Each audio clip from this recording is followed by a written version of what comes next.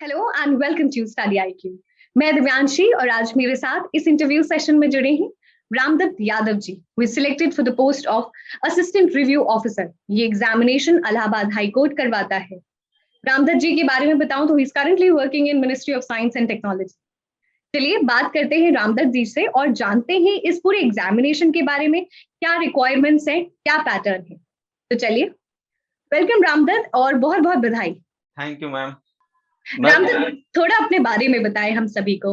Ma'am मैं Jaunpur district का रहने वाला हूँ, यूपी में जौनपुर डिस्ट्रिक्ट का। वहीं गांव से ही स्कूलिंग किया हूँ और ग्रेजुएशन में बीटेक किया हूँ मेरठ से।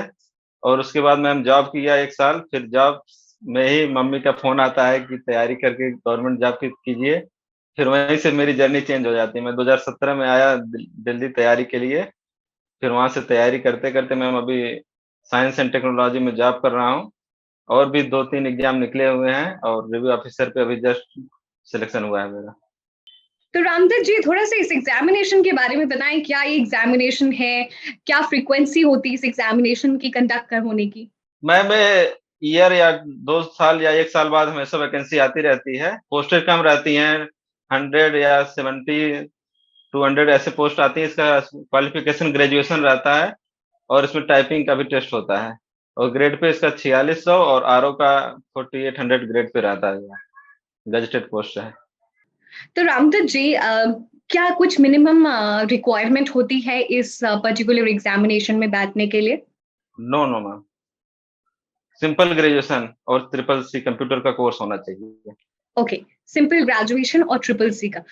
किसी को अगर जानना हो यस कि मैम। एग्जामिनेशन कब होता है तो वो कब से अपडेटेड रह सकते हैं। मैम ऐसा कोई टाइम लिमिट नहीं है, वेबसाइट पे ही आता रहता है तो उसी से पता चलता है। कोई फिक्स पैटर्न नहीं है जैसे अदर एग्जाम एसएससी की तरह।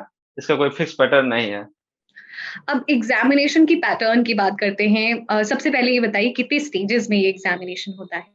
मैम 2 स्टेज में एग्जाम होता है। एक स्टेज में 200 का पेपर होता है, ऑब्जेक्टिव क्वेश्चन रहते हैं और 50 मार्क्स का होता है टाइपिंग टेस्ट।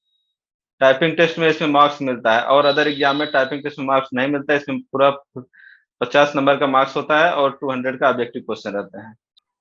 तो रामदत्त जी, आपने जैसे बताया कि अलग अलग स्टेजेस होते हैं, तो हम हर स्टेज के बारे में Yes. डिटेल में चर्चा करेंगे। आपने कैसे पढ़ाई की। Ma'am stage 1 objective total objective question रहते हैं। इस बार करीब 20 क्वेश्चन करंट अफेयर के आए थे और 15 क्वेश्चन हिस्ट्री, 15 क्वेश्चन ज्योग्राफी। ऐसे हर सब्जेक्ट के क्वेश्चन रहते हैं। साइंस के क्वेश्चन, कंप्यूटर का 25 मार्क्स रहते हैं और साइंस का यूपी जीके, ऐसे ही टोटल मिला के 200 मार्क्स रहता है मैम। तो अलग अलग सेक्शंस को कैसे तैयार करें, कोई भी एस्पिरेंट है तो। मैम मैंने करंट अफेयर और स्टैटिक जीके का कोर्स लिया था गौरव सर का, डॉक्टर गौरव सर का। मैं 2017 से जुड़ा हूँ। जब से तैयारी करने आया मेरे एक दोस्त ने बताया करंट अफेयर का, तो मैं उन्हीं से पढ़ा और बहुत सारे एग्जाम में क्वालिफाई हुआ मैं।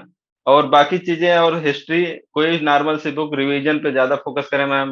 हर सब्जेक्ट रिवाइज करें तो बहुत टफ पेपर नहीं होता। नॉर्मल सा पेपर, वन लाइनर क्वेश्चन आते हैं, बहुत डिटेल्ड वाले क्वेश्चन नहीं रहते हैं। और करंट अफेयर का बहुत अहम रोल होता है और स्टैटिक जीके का, इस दोनों के क्वेश्चन पर ज्यादा रहते हैं। तो रामदत्त जी, समझना चाहूंगी कि जब आप किसी टीचर के कोर्स के लिए आप पे करते हैं, क्योंकि आजकल तो इतना फ्री कंटेंट अवेलेबल है, तो आपने क्यों यस गौरव यस सर मैम। के कोर्स के लिए आपने पे किया।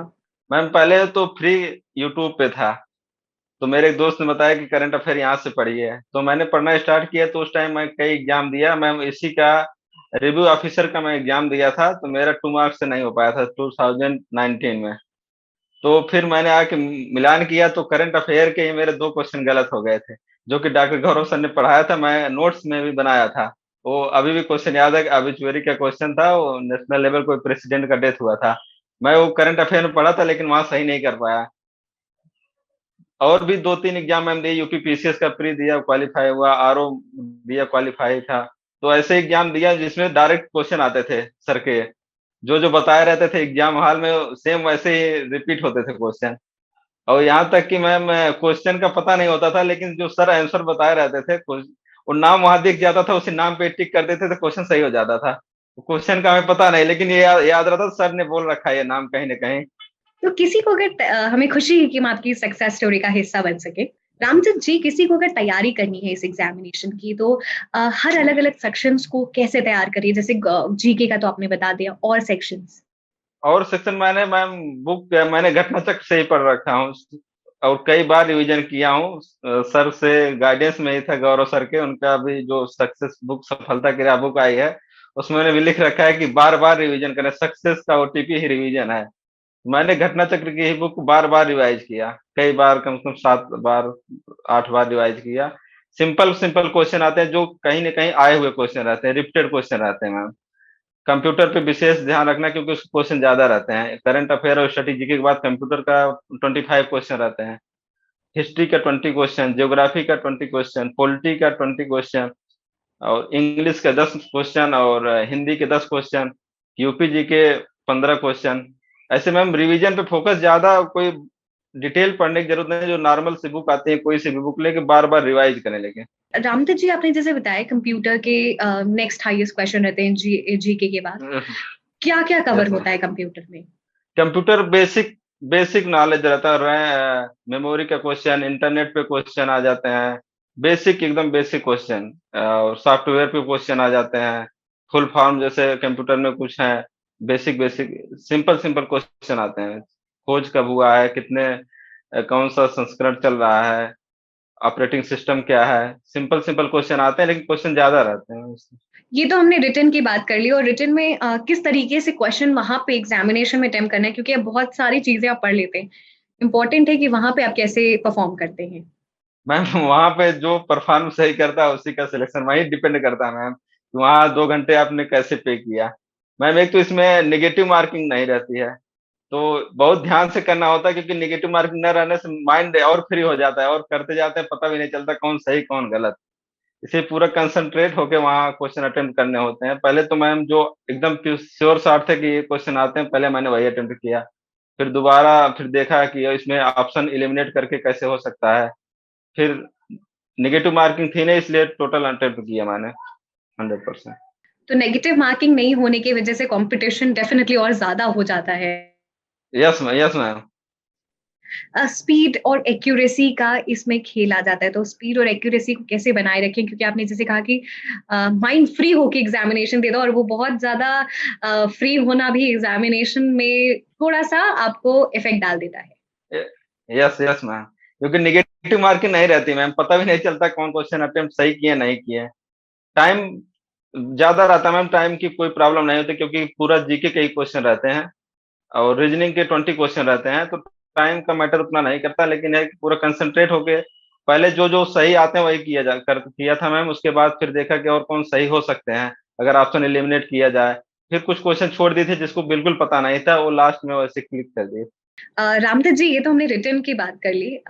मॉक टेस्ट एक बहुत इंपॉर्टेंट फेज होता है, स्टेज होता है किसी भी एग्जामिनेशन में, तो क्या इसका भी मॉक यस टेस्ट अवेलेबल होता है radially? Yes ma'am, yes ma'am, ये तो स्टडी आईक्यू पे भी अवेलेबल था मैम, और बाहर भी मार्केट में बुक भी आती है, तो मॉक टेस्ट लगाया था मैम। ज्यादा मॉक टेस्ट नहीं दिया था, करीब 10-12 मॉक टेस्ट दिया था, ज्यादा नहीं। जैसे आपने बताया कि टेस्ट वगैरह अवेलेबल रहता है, कितने देर का पेपर रहता है और तकरीबन कितना अगर आप सही करते हैं, क्योंकि इसमें तो कोई नेगेटिव मार्किंग नहीं है, बट तकरीबन कितना सही करते हैं कि आपके चांसेस हो सकते हैं? मैम 200 जो रेशियो चल रहा है 2018 2019 और फिर इस बार हुआ 2022 में, तो 200 में जिसका 160 के ऊपर रहता है मैम उसी का सिलेक्शन हो पाता है। 160 के ऊपर होना ही चाहिए 200 में। ये तो हमने रिटर्न की बात कर ली और काफी अच्छे से डिटेल में बात की, क्या क्या सोर्सेज आपने फॉलो किए, क्या मॉक टेस्ट लगाए। अब जो दूसरा होता है कंप्यूटर प्रोफिशिएंसी टेस्ट के बारे में आप बात कर रहे थे, यस तो उसके बारे यस में मैम। बताएं। मैम उसमें टाइपिंग पे ही नंबर मिलता है, अगर आप जैसे 20 मिनट में 25 की स्पीड मांग रखा था, अगर जिसने टोटल टाइप कर दिया और पूरा एक्यूरेट सही है तो उसके टोटल 50 मार्क्स मिल जाते हैं। अगर एक वर्ड गलत होता है तो 0.1 मार्क्स कम मिल पाता है, लेकिन उनकी नेट स्पीड 25 आनी ही चाहिए। जैसे अगर गलत होता है तो हमको पहले सबमिट करना, जैसे 18 मिनट में सबमिट कर दिए और 2-3 गलत भी हो गए तो 25 की स्पीड आ जाती है, तो उसी हिसाब से मार्क्स मिलते हैं। जितना क्वेश्चन गलत होगा उतना 0.1 मार्क्स कट जाता है। तो चूंकि ये एक मार्क्स क्यूमुलेटिव हो जाता है आपकी कंप्यूटर प्रोफिशिएंसी का भी, it's not only yes just about qualifying, तो कैसे यस तैयारी कर सकते हैं? मैम इसका टाइपिंग तो मैंने एसएससी का एग्जाम दिया था, तो टाइपिंग का प्रैक्टिस किया था। तो ज्यादा स्पीड नहीं तो 2-3 मंथ लगते हैं मैम टाइपिंग सीखने में, 25 की स्पीड लाने में। क्योंकि और एक्यूरेसी भी चाहिए, इसलिए टाइपिंग पे फोकस रहना चाहिए कि इसमें सॉलिड नंबर मिल जाते हैं। और पूरा नंबर मिलने के चांस रहा 50 में 50 मिल जाते हैं। मेरा 49.7 मार्क्स था। तो तीन तीन वर्ड गलत थे, बाकी सब सही थे। किस तरीके से वहां आपको डिक्टेशन होते हैं? मैं पहले तो इसमें हाई कोर्ट के जजमेंट आते थे। जब मेरा 2018 में सिलेक्शन नहीं हुआ था, उस टाइम हाई कोर्ट के जजमेंट आ गए थे, तो मुझे उस टाइम पता नहीं था। और जजमेंट में वर्ड बहुत टफ टफ वर्ड रहते हैं, वो मुझे पहली बार देखते थे वहां की जजमेंट में ऐसा ऐसा वर्ड आता है जो नॉर्मल लैंग्वेज में पता नहीं रहता है। तो उस टाइम मेरा टाइपिंग भी सही नहीं हो पाया था, और 2 ही नंबर से रुक गया था वो। शायद गौरव सर का और एक बार देख लिया होते तो हो गया होता। तो इसमें इस बार भी जजमेंट ही थे, लेकिन उतना टफ नहीं था, लेकिन था जजमेंट ही वो। एक बार जजमेंट हाई कोर्ट के ऑर्डर जजमेंट आराम से मिल जाते हैं वेबसाइट पे। अगर नेक्स्ट जो अटेम्प्ट देना है वो एक बार जजमेंट से गो थ्रू हो जाए, कुछ 10-20 उनका टाइपिंग कर लें, तो आ जाता है फ्लो में कि क्या क्या वर्ड होते हैं। तो यानी कि आपको इंग्लिश और वोकैबलरी पे भी पकड़ अच्छी होनी चाहिए। यस मैम, वो जजमेंट की कॉपी निकाल के उस पर प्रैक्टिस करें जिसको टाइपिंग करना है, तो रामदत्त उस पर जी, प्रैक्टिस हो जाएगी। एग्जामिनेशन से जुड़ी और कुछ बातें आप सभी एस्पिरेंट्स के साथ शेयर करना चाहेंगे? मैम अगर इसका या कोई भी एग्जाम देना है मैम, अभी मेरा और भी एग्जाम हुआ है, बाद में रिवील करना चाहेंगे, अभी नहीं, फाइनल रिजल्ट आने के बाद। मैं रिवीजन पे बहुत फोकस करता था मैम, बार बार रिवीजन पे ही ज्यादा फोकस करता था।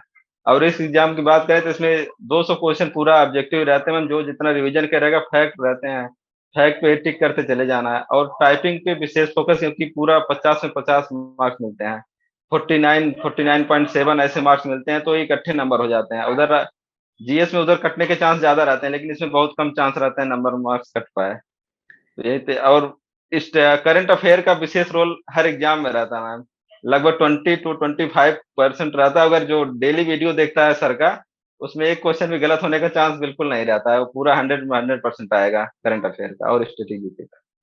रामदत्त जी, आप वर्किंग प्रोफेशनल थे, फिर इस एग्जामिनेशन को कैसे बैलेंस किया? मैं लॉकडाउन के टाइम थोड़ा ऑफिस कम जाना पड़ता था, वर्क फ्रॉम होम था, तो उस टाइम मैंने पूरा तैयारी किया। और उसी टाइम थोड़ा डिप्रेशन में आ गया था, तो प्रॉब्लम हो रही थी, फिर सर की बुक मंगाया, सफलता की राह। तो मैं बार बार वो भी बुक पढ़ता था, तो उससे सीखने को चीजें मिलती थी कि कैसे रहना है। सर भी मोटिवेशन वीडियोस टाइम डालते थे कि लॉकडाउन में कैसे पढ़ाई करें, और बुक में भी सब सारी चीजें देख रहे थे, सुबह कब उठना है, कैसे खाना है, कब तक पढ़ना है, सारी चीजें बुक में भी थी। तो मैं वही फॉलो करता गया और आज यहाँ पे आ गया मैं। सभी एस्पिरेंट्स को कुछ फाइनल टिप्स देना चाहेंगे आप? मैम जो सर कहते हैं revision is the OTP of success, वही मेरा भी है। इस सर गौरव सर का ही कोटेशन है, वही मैं भी रिपीट करता हूँ।